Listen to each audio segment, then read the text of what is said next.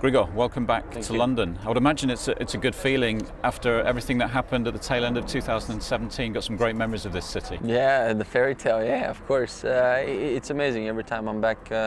I'm back in London. I've always felt that I've had a certain success out here that I always own to, I guess, to the grass and I guess all the surroundings. But again, this year it's a new year. We're already halfway through the season, so we're back here, back in London, and we mean business. I mean, it's that time of the year that it's a short period of time that you really want to do well. So you need to put all the effort and all eyes on what you have to do right now.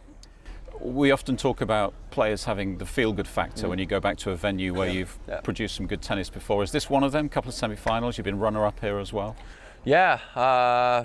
Of course, this is one of the events that I always, as I said, I felt I had success. But every year is very different towards one another. Every year the field is very hard, and this year it's extremely strong if you think about it. So yeah, I mean, obviously that gives you a certain comfort and a bit more confidence. But everything has improved in a way that everybody's been playing well. There's a lot of dangerous players that aren't seeded, so.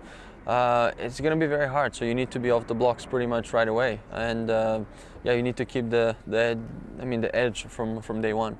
Can you give us a quick idea of what you've been doing since Paris, how you go about the transition process, where you do that and what you concentrate on? For me, it's very easy, to be honest. I never shy away from that work of the transition. I think it's always easy for me to switch surfaces, whether it's clay to hard to clay or grass. But yeah, I took some time off after Paris and I was home. Yeah, just trying to work on the body a little bit, especially on the quads, to make sure that you're staying low for a longer period of time.